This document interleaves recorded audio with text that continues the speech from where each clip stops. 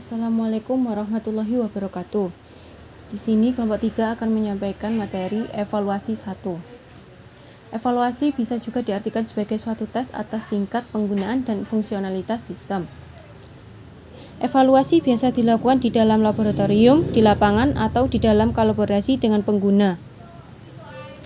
Evaluasi pada interaksi manusia dan komputer adalah desain dan implementasinya. Evaluasi empiris. Evaluasi empiris adalah proses penilaian dengan cara eksperimen, penelitian, atau observasi. Tujuan evaluasi bertujuan untuk melihat tingkat keberhasilan pengelolaan kegiatan melalui kajian terhadap manajemen dan output pelaksanaannya, serta permasalahan yang dihadapi untuk selanjutnya menjadi bahan evaluasi kinerja program dan kegiatan selanjutnya.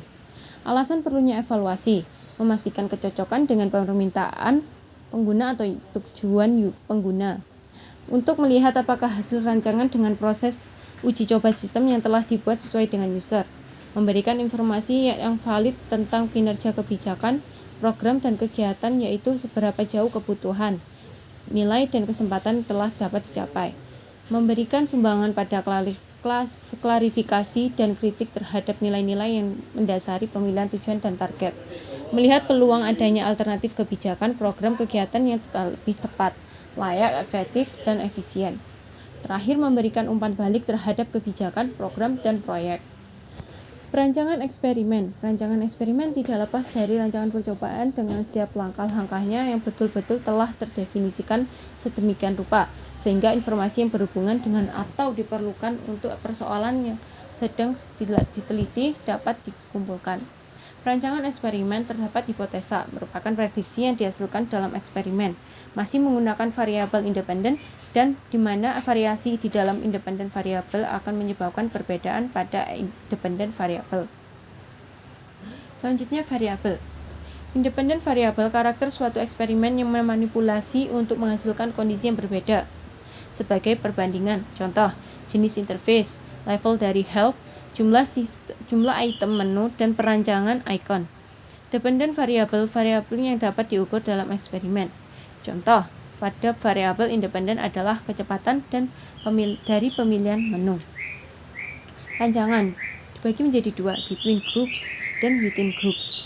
Between groups, masing-masing subjek diberikan kondisi yang berbeda, yakni kondisi eksperimen dan kontrol. Setiap user menghasilkan satu kondisi. Pengaruh dari subjek banyak.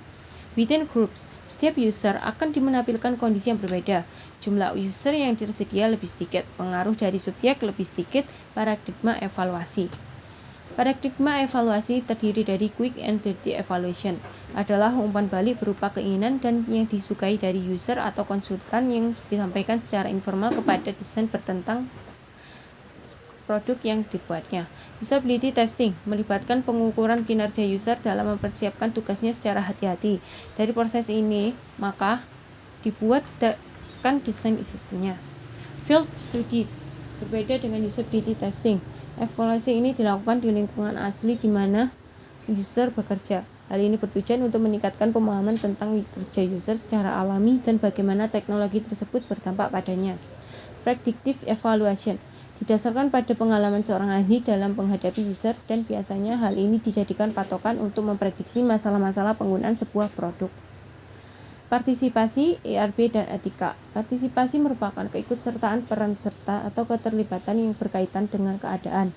Bentuk partisipasi antara lain partisipasi harta, benda, partisipasi tenaga interaksi manusia, partisipasi keterampilan. ERP,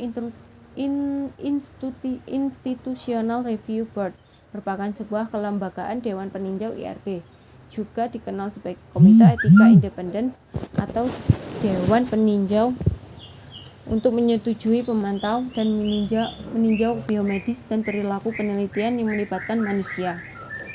Etika evaluasi terdiri dari 4 hal, yaitu kerahasiaan hasil evaluasi, keamanan evaluasi, interpretasi hasil evaluasi, dan penggunaan evaluasi.